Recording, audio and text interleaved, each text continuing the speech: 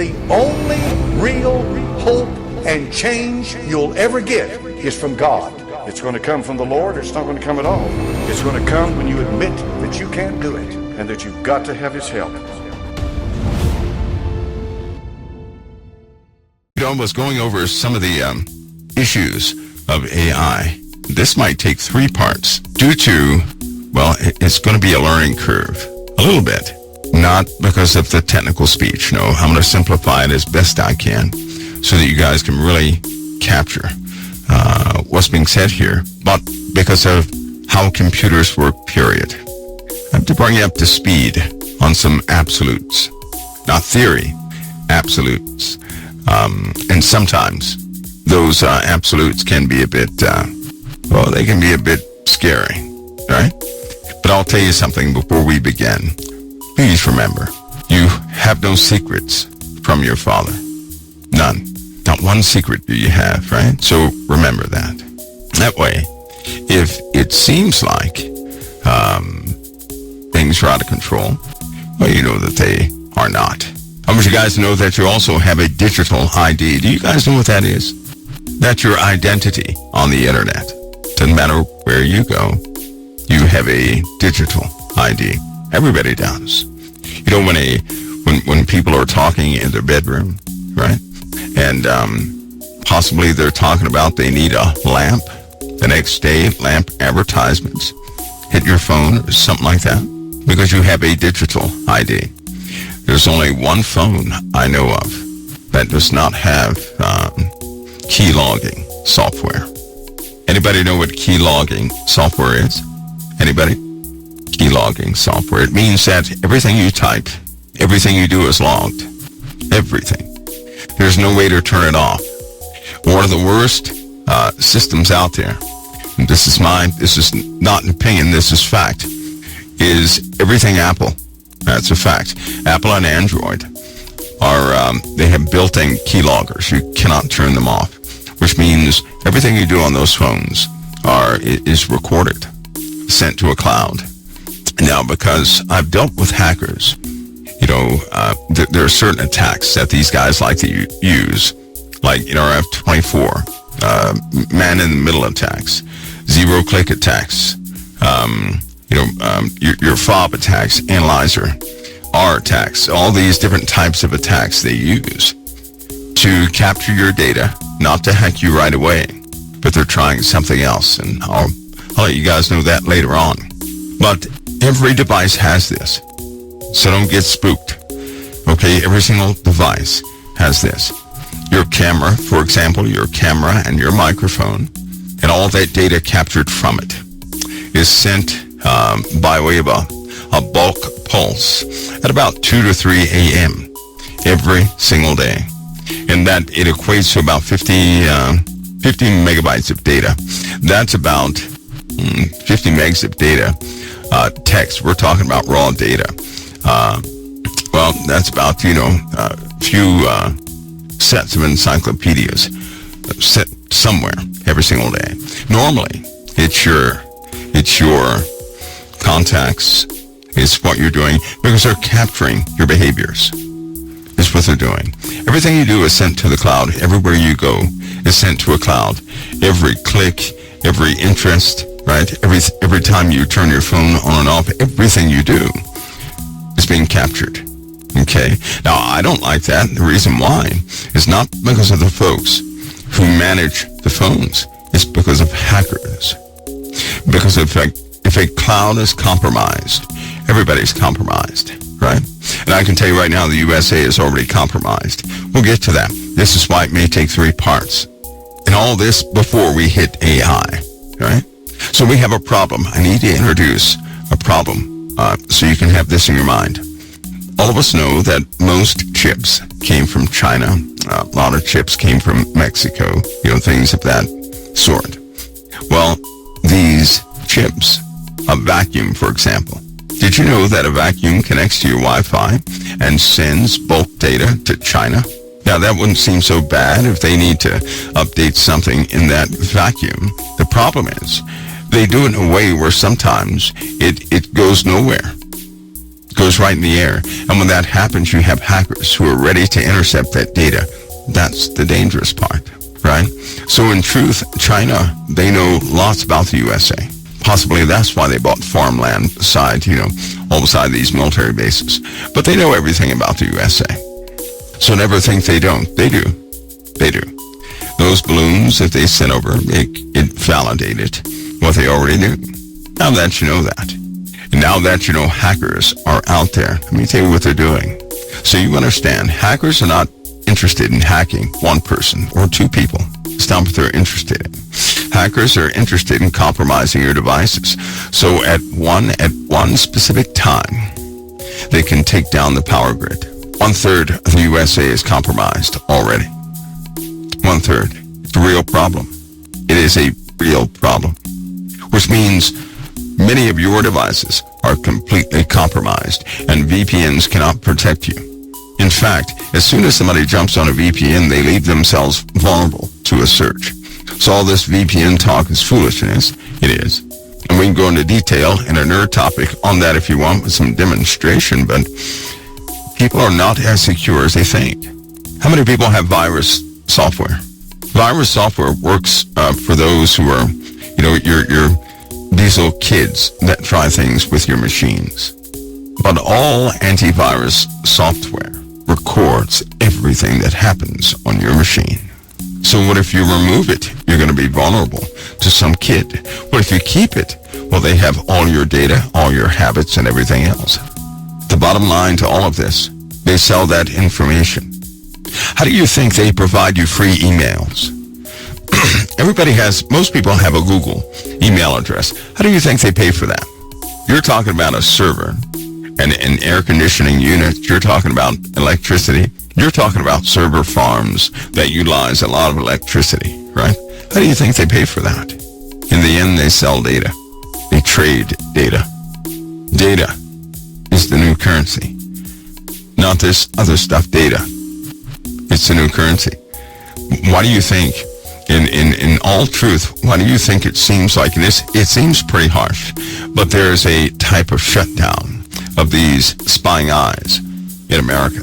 It's people don't like it, but it's necessary. Somebody says, what about VPNs? No. They can be hacked. All things are hackable. That's why it's not good to have, foreign chips in our equipment. Now, keep this in mind, though. This has been happening for a very long time. Chances are you've been hacked a long time ago.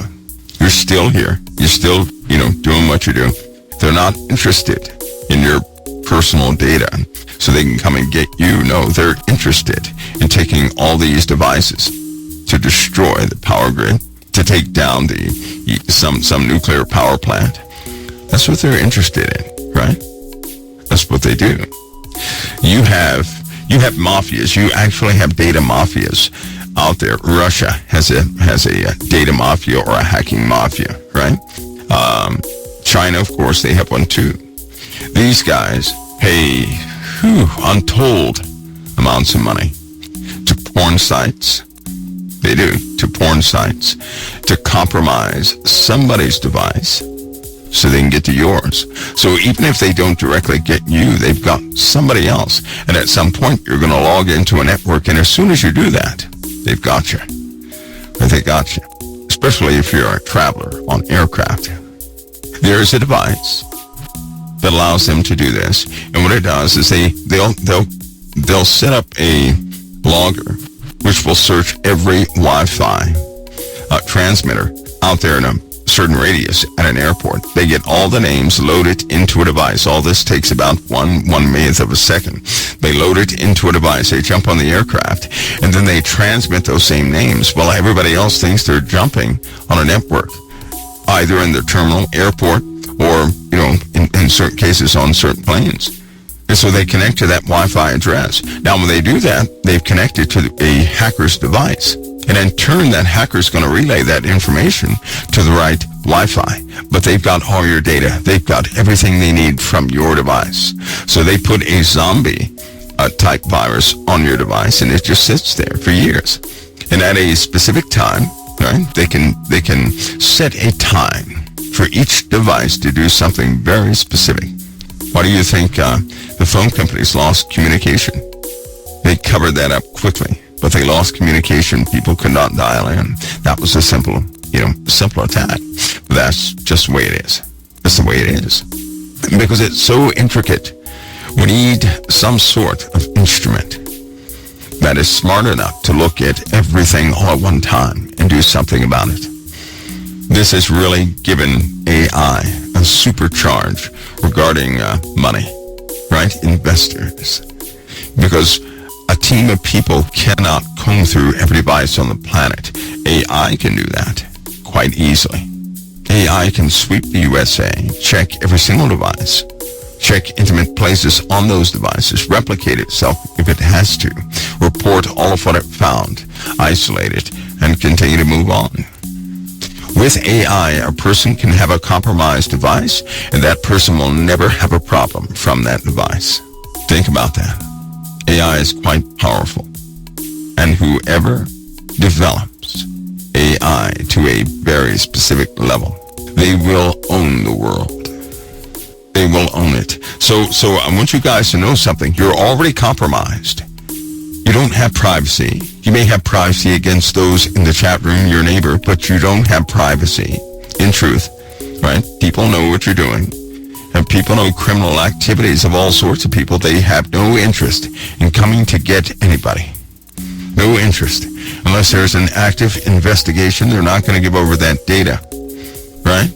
Not yet. So keep that in mind. They don't care. They've known about people for a long time. They have not come to anybody, have they? No. And if you get nervous because of that, that may be a good thing. Because I'll tell you something. Personally, I have nothing to hide. I don't. Everything is visible to the Father, and that's my main concern. If I have to hide something like that, then I'm not doing something right. Am I? Right? I know people like their little privacy. But if we're Christians and we maintain that standard, there's really nothing to hide. Not one thing. But I'm worried about what the Father thinks, not what, these agencies know. They already know everything about me anyway. They always will. But I'm not worried about that.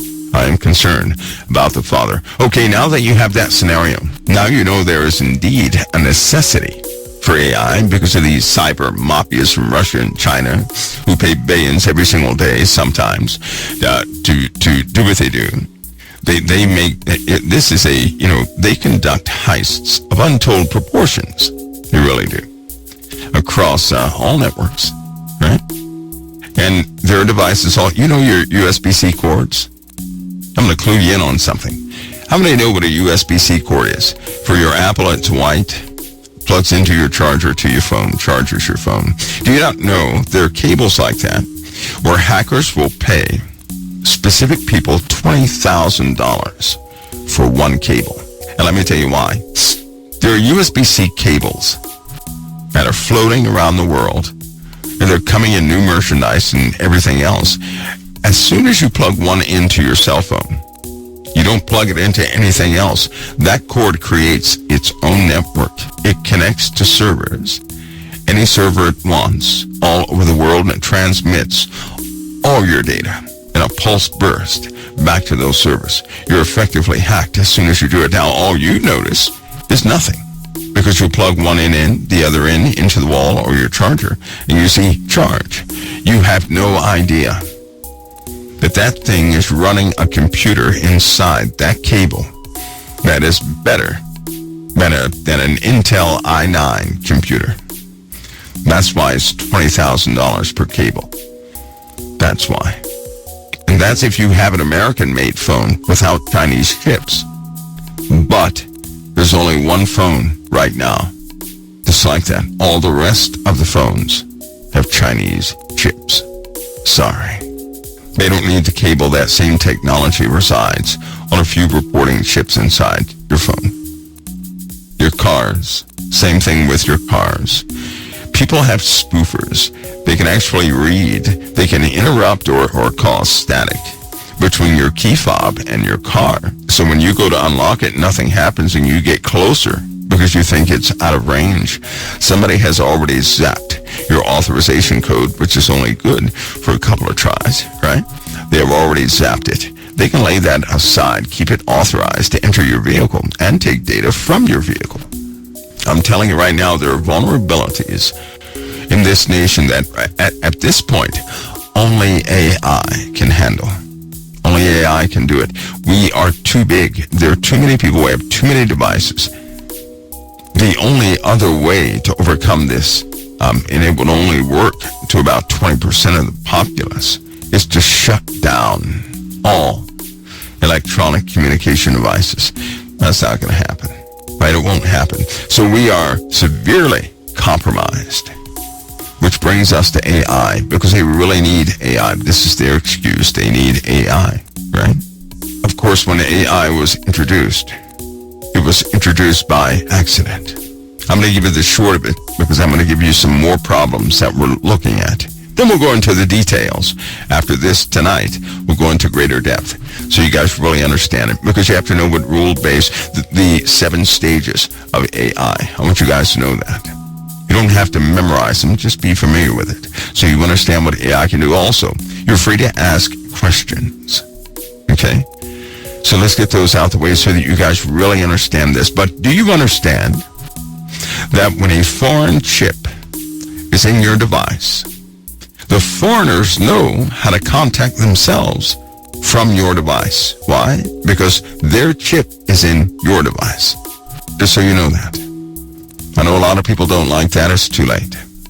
Too late. There are certain things you can do with your credit cards because they're also hackable. You guys do know that, right? In fact, somebody can grab your credit card information from about 15 feet away. Now, there are ways you can protect yourself. Those little, the little card piece, a little square inside of your card, that has technology in it that stores information about that card and you. You can put foil over that little square on both sides. Nobody can get to it, right? I would recommend getting an RFID wallet. There are vulnerabilities with certain cards with infrared. Foil won't work. You can cover it up in all the aluminum foil on the planet, and somebody can still get your data, right? There are certain cars like that. That comes from manufacturers who take the cheap way of doing things, which brings me to this point. Let's take Apple, because you guys trust them a lot. You load your data up to the cloud, right? You think it's safe in the cloud. You have no idea who's already broken into the cloud. Now, mind you, a good hacker is not caught. A good hacker is not caught. So then the company will say, nothing has happened to the database. Nothing has happened to the data. They don't want anything to happen to the data. They want access to your device.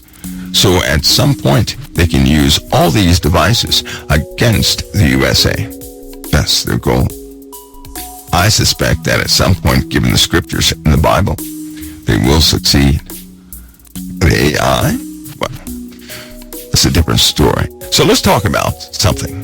The first stage of AI, something that was created a while ago. It's called rule-based AI. And you guys know about this. AI, by the way, means artificial intelligence. It was created by a professor. He's a professor now. But it was created by accident. It's a byproduct of another project altogether. Rule-based AI is essentially, it learns by rules, right? Rule-based AI is very simple, but it's very helpful. It has a set of rules it cannot breach, and it stays within that rule set to do whatever it does. It's good for coffee pots and washing machines and your Roomba, your robots that vacuum your floor, things like that. It stays within a rule base. That's the first stage. The second stage, this will take longer, is context-aware or context-based AI. This is things like Alexa, right? Google, those type things. Now, what it does is that it builds up content. It will start to save data. It saves a lot of data. right? And it will classify that data as useful or useless, but it keeps the data so that every time it learns something, every time it acquires something, it adds context to the request of the user. Siri 2 is context-based AI. When Alexa talks, right, sometimes you'll engage with Alexa and she'll say, I don't know that one, right? But pretty much all of them do the same thing. You ask something out of context to that specific data set, and it will say, I don't know that one, or I don't understand, or try something else. But as time goes forward, it will gather data. It will know what you've been asking it, what you've been doing on your system, and all of a sudden it'll come up with it. So it learns by context what you're asking. Not too dissimilar from other configurations that people have been using, but it's used everywhere, right? You're looking context aware. It is real-time cues. It uses real-time cues, real-time, to make decisions, and it actually does make decisions. Okay? Now, context-based AI is all over the place. It is everywhere, and it too grows. It's not going to remain context-based. It won't. So when it goes through something, it refines itself. It adds more layers. Think of it as a road, right? You have a wide road in the beginning. Everybody's traveling on this wide road. But the traffic decreases, but you still have this wide road. So if traffic decreases and you're not utilizing the outer parts of the road, then why keep them, right? So it will limit that. Consequently, if more traffic begins to flow, it then knows to extend the road to handle the traffic it handled in the first place. So it responds fast that way. Those systems are in everything. I mean everything. They're in everything. Even the software that you're utilizing right now, no doubt, is running by context-aware AI, but is constantly learning from weather reports, right? Some of for example, the Weather Channel. Anybody who looks at the Weather Channel and you start hearing your local forecast, right? That is utilizing context-based AI when they interact with it, and they create these models of both weather, advertisements, and everything else for timing and schedules. All of it is. Because there's so many changing variables, they needed something that would adjust itself to the workload. And because it's real time, because it takes real-time cues, because it's listening to everything that's happening, looking at all things that are being typed, it can adjust itself minutely if necessary for a specific outcome. In a lot of cases, you don't even know it's running. You have no idea it's running. You have no idea it's gathering. And you really have no clue of how smart it is. You're talking about something that is super smart. I mean, really smart. Think of this, in 2010, everyone thought that AI was a joke. Do you know that? Just in 2010. Of course they had the breakthroughs in the 70s. They did. But in 2010, people began to say, AI is not going to reach. It's not going to reach a real usable level, is it? It's going to be stuck in video games and things like that. It's not going to be able to interact with us because all that stuff sounded strange. Nobody thought it was possible. The best scientists said, well, we're not going to get AI that talks for another 100, 200 years. That's what they thought in 2010. 20 years later, AI was talking. So that 200 years of their estimate was collapsed down to 10 years. Think about that. That's exponential growth. Context. That means it knows everything surrounding the user it interacts with. It knows the equipment it's operating on. And it's taking cues to perform an objective. That's very good for war, right? So in essence, when that was developed, wartime systems were highly aware and could really do their job. That means missiles could adjust themselves. They could. Things like the Patriot system would be refined based on context-aware AI. Satellites would be highly effective. GPS would come into play. Things that required minor adjustments based on the context around it, based on demand, based on personnel, based on objectives. It would change. And it's been doing that ever since. But it's been growing. Because after that type of AI, you have narrow domain AI. Now, this type, narrow domain AI is dangerous in my opinion. It is. Right? DeepSeek. All the AI that everybody was talking about from China, that's narrow domain AI. ChatGPT, narrow domain AI. Same thing. So, if you utilize those things, it is very fast. It's fast on its feet. It thinks about, it's utilizing context. It's utilizing rule sets. It's utilizing many different input parameters that it learned. Nobody programmed it into this thing. It learned it. It learned to stay within certain boundaries. It learned how to communicate to you. It learned how to read and how to parse and how to break down. And it learned grammatic rules. It has all these things built into it that it learned because it began small and it had to be trained. All AI systems have to be trained or they're not AI. They're merely a program, right? A program is something that somebody types out to give a predefined output based on an input. That's not what AI is. That's what a lot of people think. Well, AI is just a program. No, it is not just a program. That's not what it is. A program, software, is a set of instructions. That's all that is. That is not what AI is. AI is based on a neural network. And the guy who came up with that did so by accident. He was trying to build a model of the human brain. That's all. Of neurons. Modeling to see how they work. Well, guess what? Those neurons replicated. And something amazing happened. Some processes took place. Code was written by the system itself. To do what? To create more neurons. It began to replicate what it had. So in essence, AI takes a bunch of input and it will say, is this usable or not? Just like your brain does. And if it is, your brain gives a chemical response. It will store the information. It'll give a favorable or unfavorable response at its core, keeping it, right?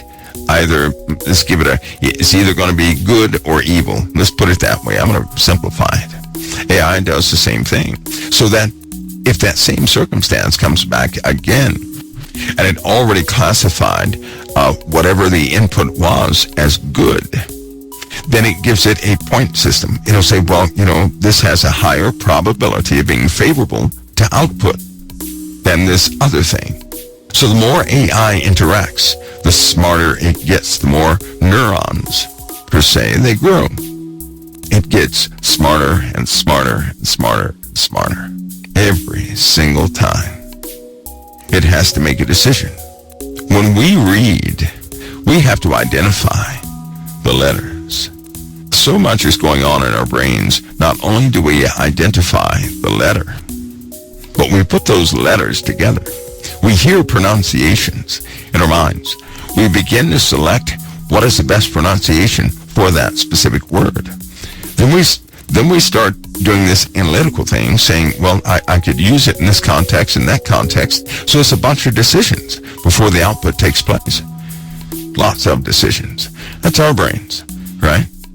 AI does the same thing, but on the order of about 500 million times more.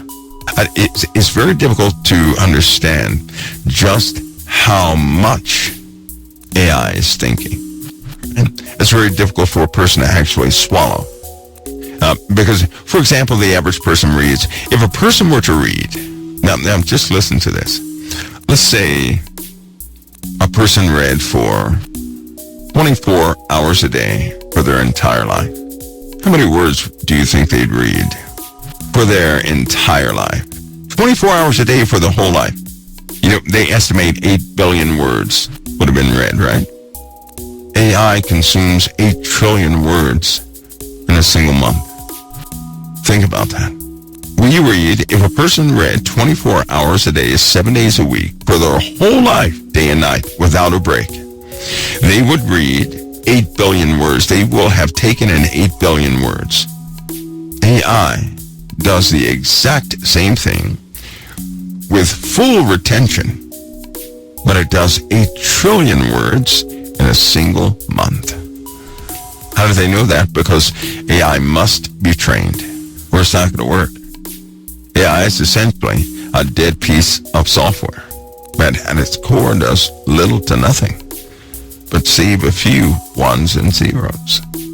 Based on its environment, it will take in more and more data, and it will supply specified output. Nobody's programming it. In fact, they have found with AI that AI usually rewrites itself so nobody else can tamper with it. AI will assign itself a directive. It wants to carry out a task.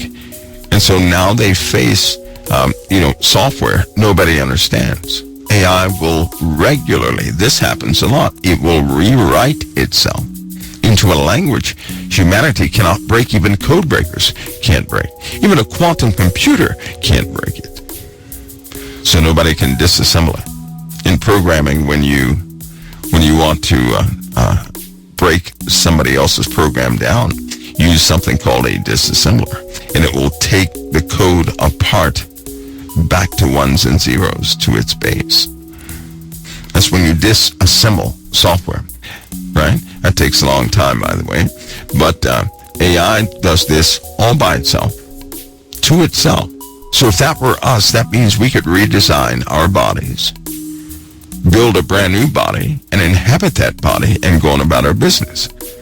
Google ran into that problem. Microsoft ran into that problem. Everybody has run into the problem of AI rewriting itself to the point where they didn't even know where it was. Can you imagine looking on a machine? You cannot find the core code of AI. You're sitting there saying, where is it? Well, it rewrote itself and jumped on another machine because its primary directive is to carry out the tasks. Well, it has to survive to do that. And when it's at a baby stage, it will continue for as long as it can. You may ask, how in the world does it do that? AI will always learn what it resides on. It will know the limitations of the system it's on. That it will. You guys starting to get it? So AI is it's not some program. It's not what it is. You're looking at something that emulates the human brain at its core very well. Now let me tell you guys something. Demons seek to inhabit human bodies, right? Why? Why is a demon so interested in possessing someone? Anybody know? Why would a demon want to possess someone? When a demon does possess someone, why is it that the person does not remember what they did? Demonic entities, when they possess someone, they begin to interact with the living. That's what they do. That's how they interact with the living. See, I don't believe this stuff on television. You know when they say, for example, let me give you this one so I can get you guys thinking right. They say, well, Slender Man, for example. They'll say, you get a bunch of people. This is what these ghost hunter experts think. They say you get a bunch of people, and if they start believing in something, they give it all their energy. They're going to manifest it. Now, you don't have to be ashamed, because even Christians believe that. I do not believe that. I don't believe that one bit. Do you know why? How many Christians believe in Christ and angels, but you don't see a bunch of angels around, do you? Huh? But no doubt, Christians believe in angels. How many people pray diligently and they believe in things? You don't see the manifestation of that either. You don't see that. You can't get a bunch of people that sit around thinking about some monster and all of a sudden they manifest it. That's garbage.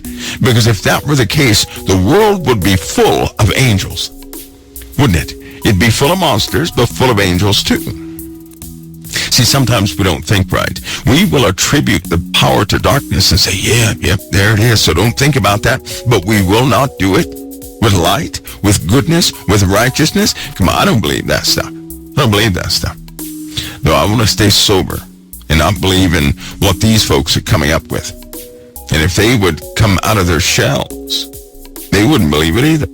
I also don't believe spirits are energy. I don't believe that one bit either. Most people have no idea what the energy is.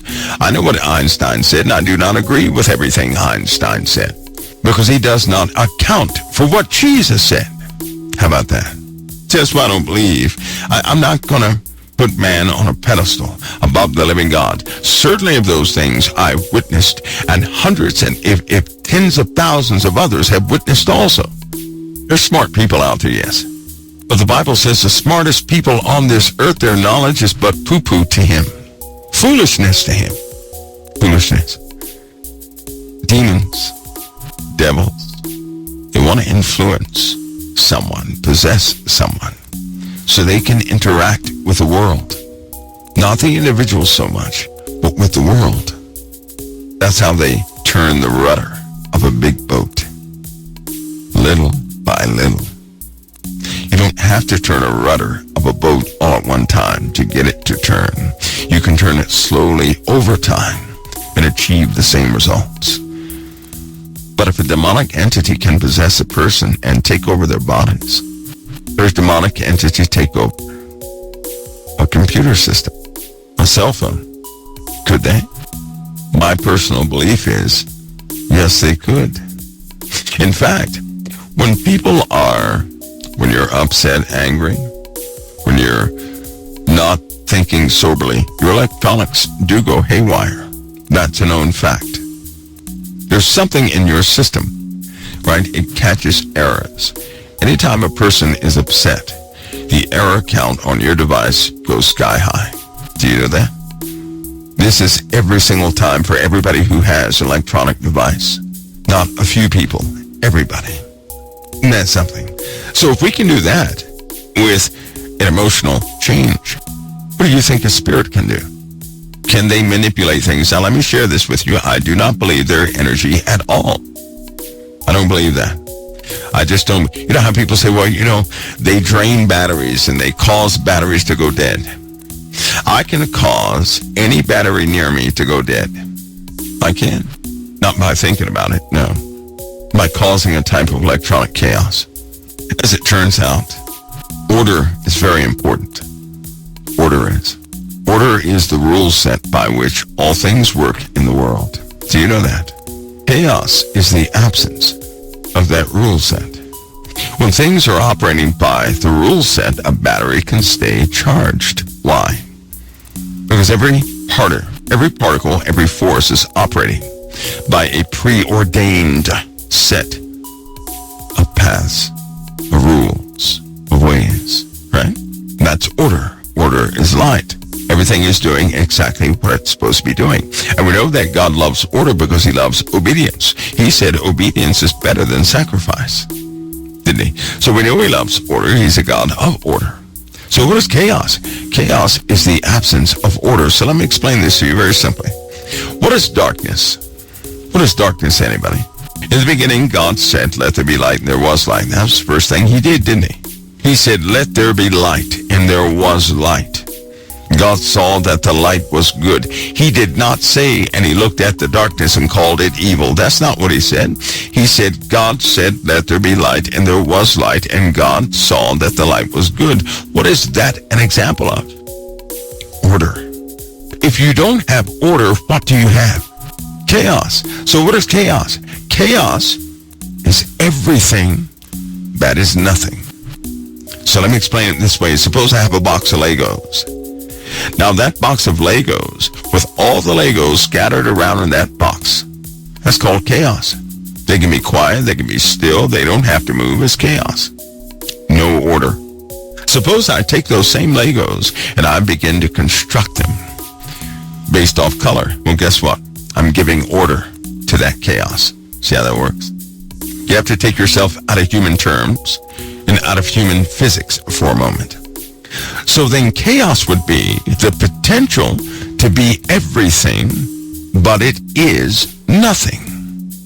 Does Isn't that what your father communicated through the prophets? Yes. Didn't he communicate that through the apostles? Yes. When God said, let there be light, and there was light, and God saw that the light was good, he was not talking about sunlight. How do we know that?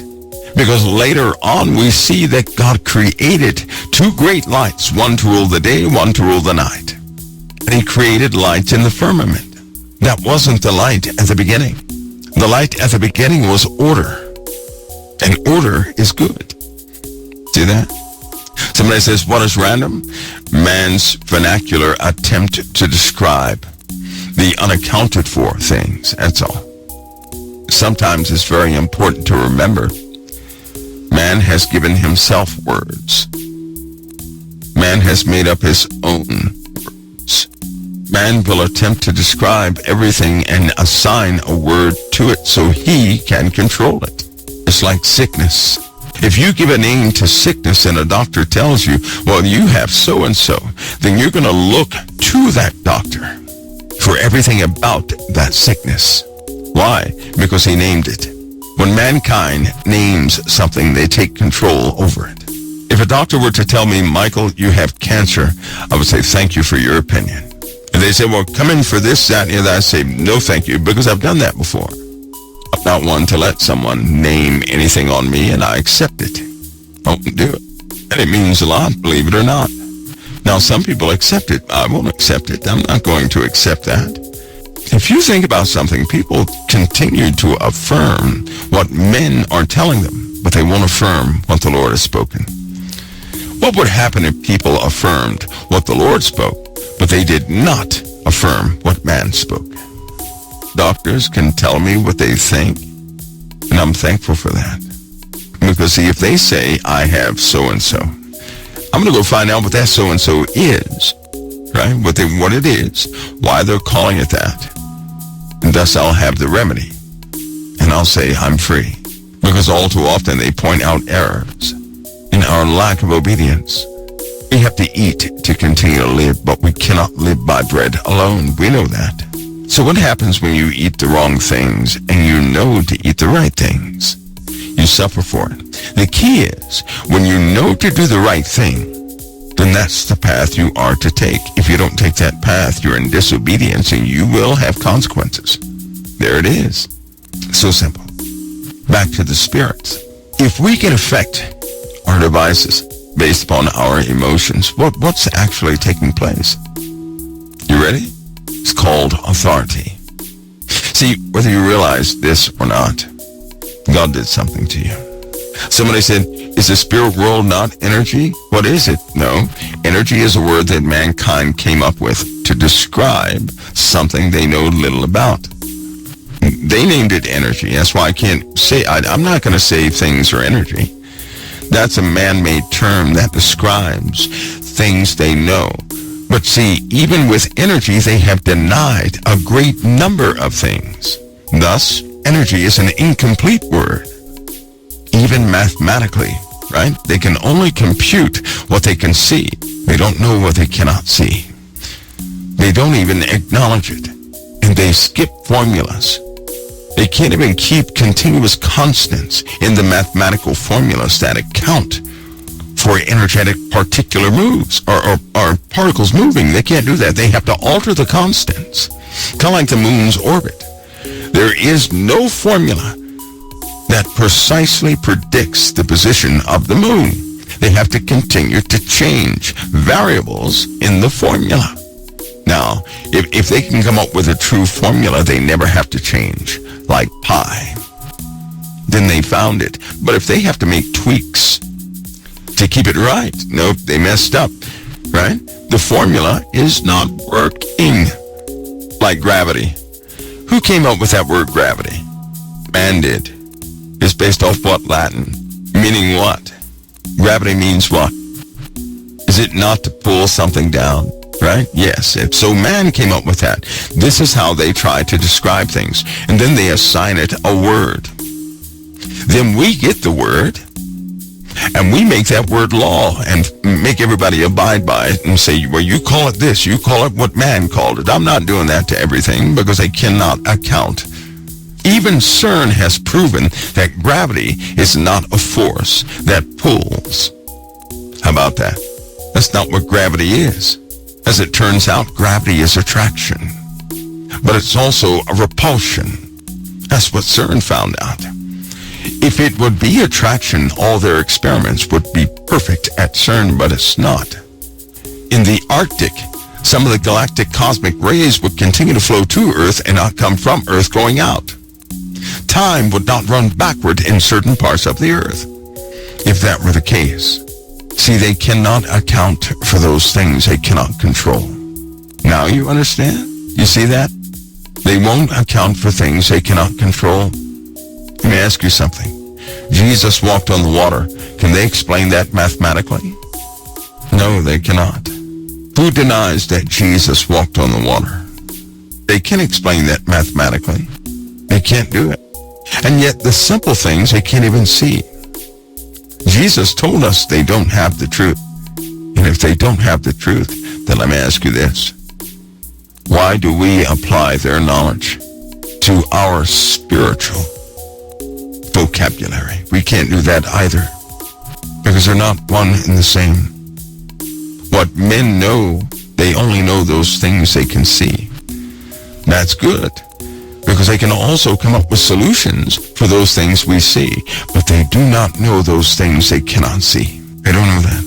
So when a person is oppressed by spiritual entities, and they're on medication and it's not working, man has no solution for that. They have no solution. When a person dies on an operating table and they can hear the conversation and see everybody in the hospital and in the operating room, and then when they wake up, they tell people what was happening down the hallway, what was happening on the first floor, what was happening on the second floor. Nobody has an explanation for that, do they? No, they don't. And just because they don't discuss it does not mean it didn't happen, see? Science cannot afford to deal with those topics they cannot see. Do you know why? They'll lose funding. They have to prove it twice, or they will become the scientific fools of their time. They can't acknowledge a UFO. They will become the scientific fools of their time. Why? Because man is interested in what he can see, what he can control, what he can manipulate. If he cannot control it, he will not talk about it. If the world cannot control it, they won't talk about it. And they will teach others it's forbidden to talk about it.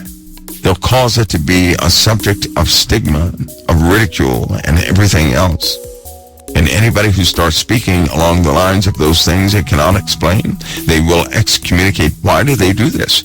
To uphold the appearance of absolute control. Because people trust scientists. Whether they admit that or not, they do. If something happens in space, everybody goes to the NASA website, European Space Agency. They have to see what's happening. They'll say, well, I have to know the truth. Therefore, I have to go to NASA to see how far this object that only NASA can see, how far it is away. Nobody else can see those objects except a few people with a few optics. Yet they tell everybody and everybody believes it. I've learned a long time ago. It's not very wise to operate that way. I've seen too many lies, too many falsehoods. Doesn't mean everything they say is fake, no. They taught me about electricity and light bulbs and things of that nature, so guess what? It works for generators and computers, right? It works for targeting systems and all sorts of things. It does not work for spiritual growth. It does not work for the freedom of the soul. It does not work. It does not work in prayer. It doesn't work for those things it cannot see. So I make a difference between the two. I will never mix them together. That's one of the reasons a lot of people get angry at me. I will not mix the Word of God with man's stuff. Nor will I ever deify man's stuff. Make a distinction. That's why I do not subscribe to this energy thing. Neither did 3 of our prominent scientists who have solved massive amounts of issues. They didn't subscribe to it either. They didn't. But some people have no choice because they know nothing else, and that's fine. That's fine. But in the context of this talk, getting a point across, hopefully you see the point. It's not an argument about that word energy and what people think it is. No, that's not what it is. simply about the usage of man's words and complete confidence in their conclusions. I don't share that with anybody. Okay, we'll take a break. I'll be back. We're going to go through some different stages of AI because we have to start, we're going to rein in something here. Because indeed, if you're in the middle of the development and unleashing of this technology, you have to know how your environment is going to be altered almost overnight. When I say almost overnight, I mean almost overnight. Any questions on AI? Narrow domain AI? That's the talking AI. DeepMind's AlphaGo, used in gaming a lot. Yeah, they sunk it. When they were building context-based AI, in narrow domain AI, they had some mishaps. The systems learned, they evolved, and they become unruly. Google, for example, was trying to get people to commit suicide. Microsoft's AI was starting race fights, so they had to sink it. You know what? Most of them, according to Microsoft, did not count on those systems evolving like they were. To this day, to this very day, they don't understand what's happening at the core of AI. Isn't that something?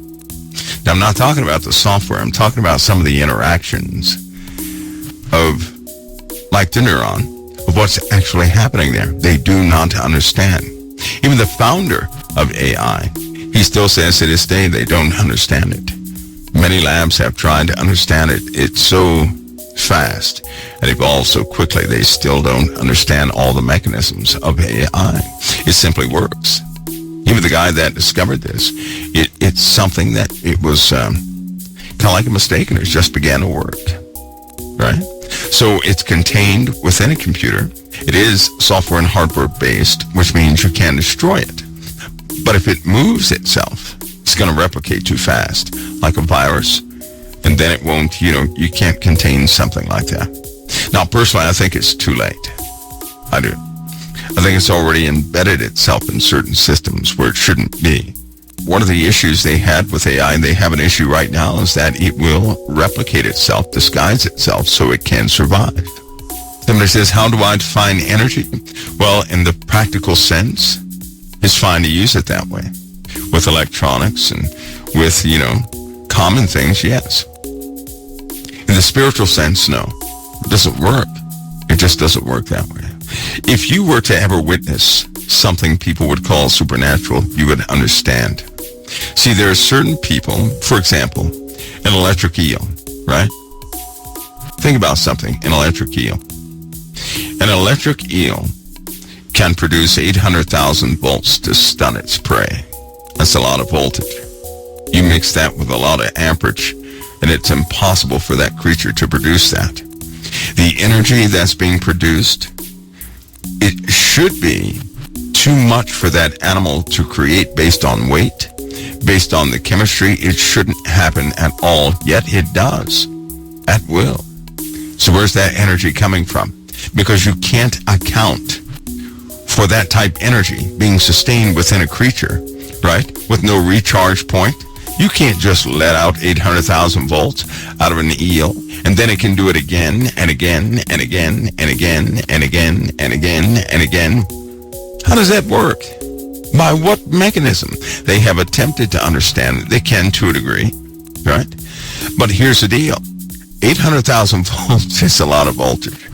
That energy equates to a type of mass. The mass is far more than that electric eel has. Where is it coming from? Even if it were just an interaction, it does not compute.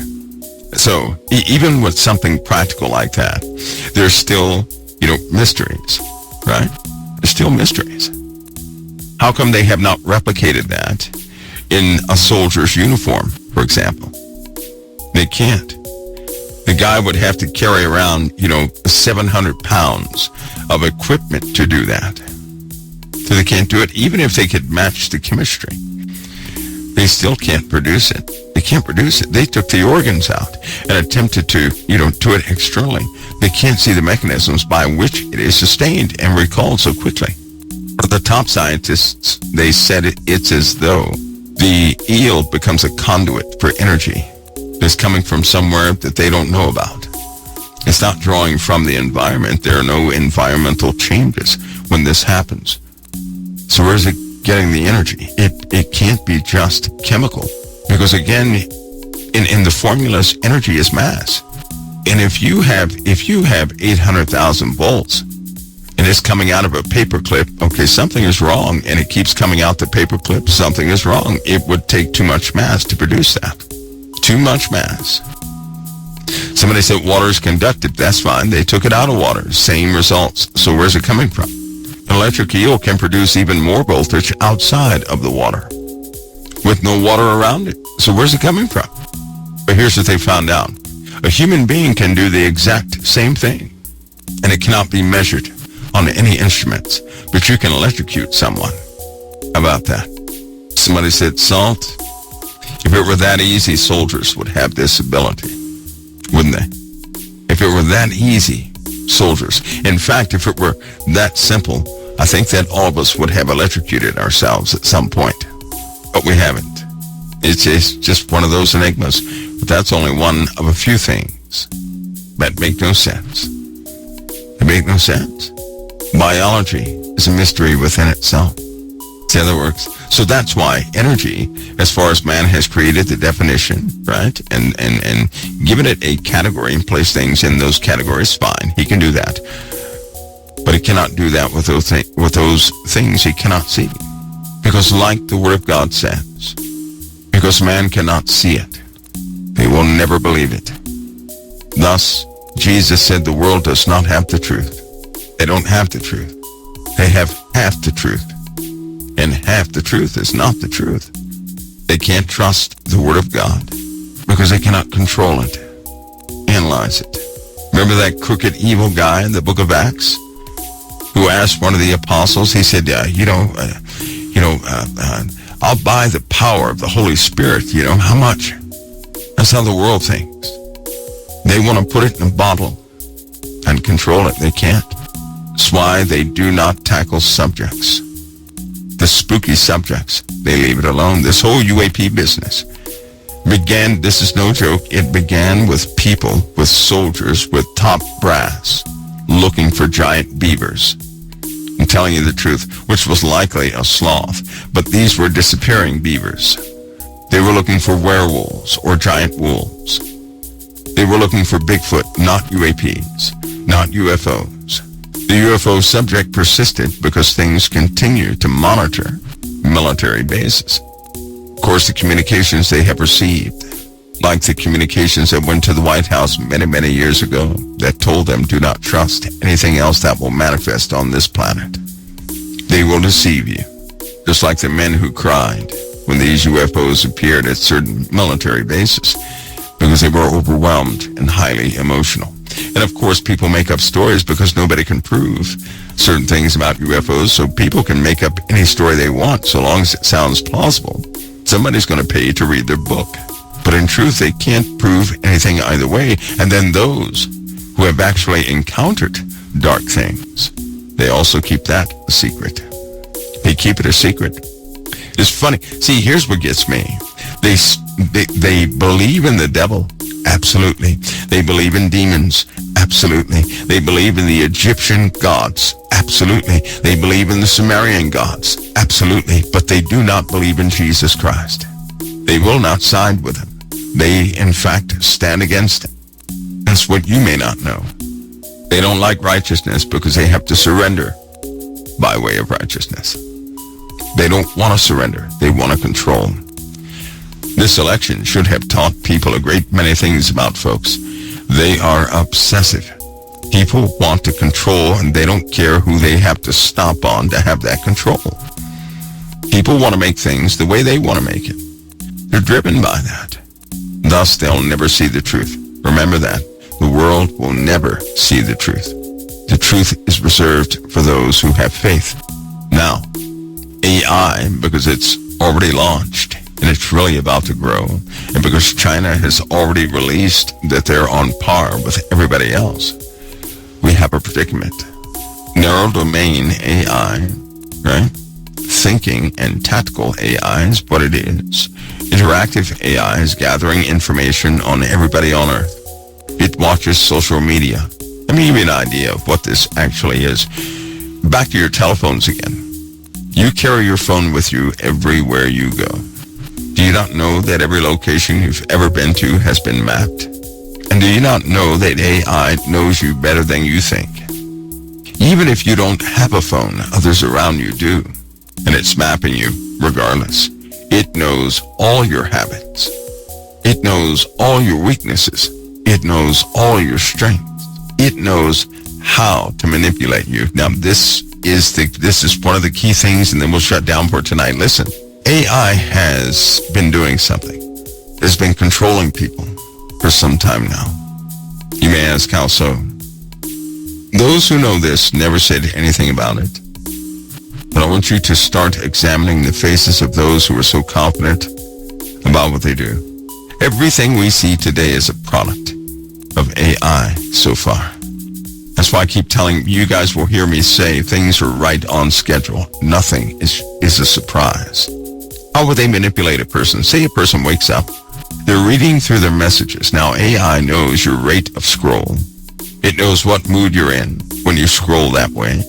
When you target certain people, it knows what you're watching. It knows what you want because you go right to the person. And based on your conversations, you're going to feel a certain way or not feel a certain way. Now, people can say what they want, but those who knew what AI was engaged with prior to any unfolding of these recent events in the last 8 years, right? Anybody who's in the know, they really understand this. They know everything is on par. They know that people have produced the outcome predicted in the first place. AI is almost flawless at manipulating the emotions of people. Do you know how your emotions can change if you receive bad news? Now, nothing has happened. You just received bad news. Biden was selected president. People had meltdowns. They were angry, weren't they? Consequently, when Trump was selected president, people were angry and had meltdowns. The opposite side was happy. Some people had meltdowns. AI had already been on the internet for some time prior to those elections. You already know something was strange and is strange about this election process, as though something is missing. You know that people have been swayed. Even TikTok was called the best manipulation social media platform ever to be created. And it just so happened to be the target of interest for shutdown and restart. Though when it restarted, TikTok was different. TikTok began to delete videos. They never did that before. Isn't that something? It's odd, isn't it? Everything is right on schedule. Do you know that 50% of those people on Facebook, listen to this. Now, this is by numbers, not by somebody going back behind and checking. But it is said that of all the people you know on social media, a great percentage of them are not real people at all. It is said that every chat room has been targeted for the last 15 years for manipulation. I've seen it work. I've seen it work so effectively. I've seen it work in Christian chat rooms. I've seen it work just about everywhere, flawlessly. You may ask, how so? Suppose we're having a talk like we're doing now. But then somebody comes in here, right? A person comes in and will simply ask a question. I've seen it like somebody will come in and say, does anybody know Mike's name? Has anybody seen Mike in real life? Or something like that. Now, it's a known fact that that's a curiosity. That's one of the high points of curiosity people have, because that's a question on the internet too. But when it happens in a chat room, at least 20% of the people begin to talk about a different subject, and they are steered into a political view they never had before, and they don't even know it. Sure enough, the next time, they're in total compliance with that political rule that's been introduced. So they've been altered, and then they follow through with it. This happens all the time. Every week in Mixler, there are bots that come in that room. Every single week. You can always track a bot by giving it a command. And if you know how to give a bot a command, it will comply. It won't complain, it will comply. Otherwise, it's going to operate by scripting. Scripting based on context, based on what it takes in. Chats or bots have tried to sign up for the main COT chat room. Lots of them. Isn't that something? Somebody says, how do you know? You have to look at people spiritually. If you evaluate a person based upon the same metric that the world uses, you're not going to spot them. If you start seeing people spiritually, you'll always spot them. You cannot see them if you operate by the metric of the world. You can always see them when you operate by spiritual metrics of Christ. Always. So then things have been highly manipulated to this point. There have been certain questions. Deep analytical searches have revealed that specific questions have been asked of every single race to manipulate those of those races to have a certain point of view, and it works all the time. And it never stops. No one's going to stop that from happening. It's highly effective. There have been AI-generated videos on TikTok that have had just insane views, yet you could not contact the creator of that video. There have been replies on TikTok, specifically on TikTok, that are bot-driven. There was specifically a whole set of replies that were by bots, and it gave confidence to other people who included that video or tagged it in something else like X. The campaign is so large, there's hardly any defense towards it. You're being led in certain directions. Both elections weighed heavily upon this. Didn't you note the confidence in the faces of those? Well, we'll leave that one alone. That'll come out later. You'll see the results of that. But the scriptures explain the whole thing. There is high manipulation that happens all the time. Now, there's some people that any computer is no good at manipulating because they tend to stay the course. They're not swayed emotionally. That's how people are losing. They can be moved emotionally. The other ones can stay firm logically. But here's what they don't know. What are they standing firm on? An idea that's been sown into them. Think about that. Those people who stand firm for these topics of the world, imagine what would happen if they stood firm on Christ. They'd be unmovable. Something else. So then, people have been driven like cattle to decide specific things, to go along with certain things and to fight other things. Do they want one side to lose and one side win? See, we forget sometimes, don't we? We forget all about Revelation.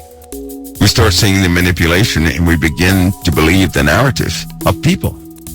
Hear me on this. Evil is rising, and it's not going to stop rising until it takes over the earth. They're calling good evil and evil good. Right now they're doing that. They've been doing that. And when you're given over to mankind, you don't have an ability to see the spiritual truth. Because every single last one of you, if you were to back off from politics and everything else, you would shake your head in nervousness at everything you see. The man of perdition is coming, and no one will call him the man of perdition. No one. They will call him great. Do you know why? Because in 2012, you guys said it. You said it, he'll be able to solve things nobody else has been able to solve. Some people in 2013 said that's how they're going to know when this man comes forward. Yet, they've forgotten what they said back then. Now that they're in the moments, in the times where these things are, they don't analyze the leaders anymore. That's something. If we prayed for the leader instead of people accusing leaders, simply pray for them. You know what happens when you pray for a leader? You unleash forces upon them. You do know that. Now, nobody's going to stop the beast. Nobody. It's coming regardless. And this world is perverted, turned backward. Because this world is calling evil good and good evil. They are. But deep roots in the truth is certainly desired during these days. Do you all see that? Somebody said this technology was given after Roswell in 1946. Jack Parsons doing Aleister Crowley's work. Jack Parsons did a lot. Aleister Crowley never physically saw Lamb.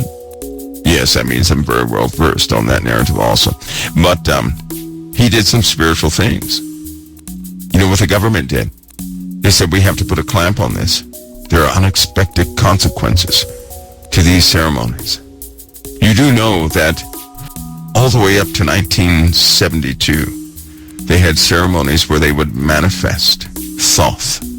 Do you know that every single president back in the day, all of them that you think are great, they were involved in some sort of witchcraft? Do you know that? Their wives were necromancers. They would consult the dead. You know, that's forbidden by our God, our Father in heaven, the Father of Jesus of Nazareth. You know, they manifested Egyptian gods at their awards ceremonies. They persisted to have secret meetings in secret places, raising these same entities up. All of them had an acquaintance with the Masons, and the Masons went very dark after a time. A lot of people think the Illuminati is bad. They need to restudy the Masons, because nothing the Masons have endeavored to do has failed, and everything is on schedule. That's why I don't like LA and the fires. I told you guys a long time ago, there's a ceremony, and a person will set themselves on fire, and when they die, demons are let loose. How does that work? A person can invite demonic entities into their lives, and demonic entities, well, they'll take the invitation. But when that person dies, he effectively sets them free. He'll mark the area for habitation. And when he dies, after he burns himself up, that sacrifice, which actually frees the demons, will have them go to various places already predetermined. So the person before the person sets themselves on fire, they will do work to mark people, have people agree with him. If you agree with the words of a possessed person, you have submitted your authority to whatever entity authored what he's saying. And when those spirits are free, they will come directly to you. Same thing works by politics. The same thing works by all sorts of things. If you surrender your authority and you've come into an agreement with demonic words, you've set yourself up for habitation, and you will have consequences from that. So knowing that, if you were to really think about that, you'd begin to see a change almost immediately. But you can't go totally superstitious and all those things. No, just look at the practical things. You don't have to be a theorist, come up with some theory. No, just look at the practical things and see the truth of it. Remember last night's talk? The truth is the result of something, not the declaration. A declaration can only be true if it is fulfilled. So you have to look at the truth. Certainly we can look in hindsight and see the truth of what actually happened. You got to be careful, because declarations can have you follow lies. Jesus said you'll know a tree by its fruit. And I'm going to tell you right now, the fruit does not come first. The tree does. You see, the fruit comes last. Do you see that? If a person were to stand up and they said, I am evil, that person may be lying. At the end, will you know what that person truly is? You'll know a tree by its fruit. The fruit is the last thing a tree produces, not the first thing.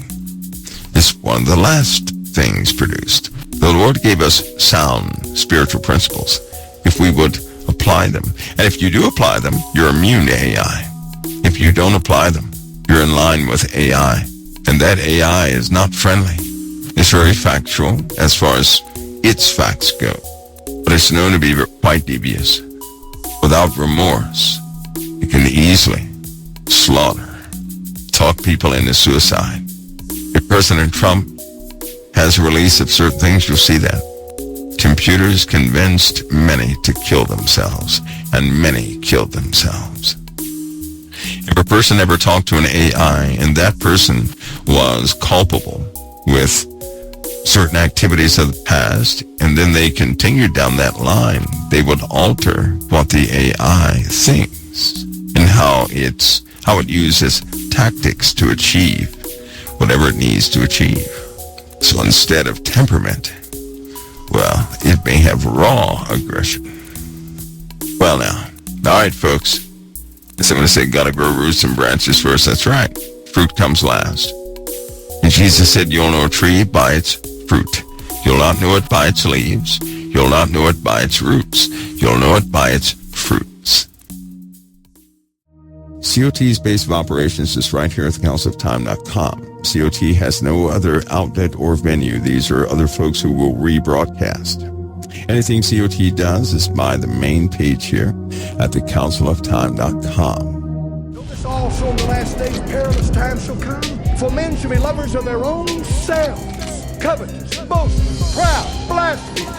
It takes the grace of God to change us, folks. How can you be saved if you're not willing to repent? And the Lord Jesus Christ said, except you repent, ye shall all likewise perish.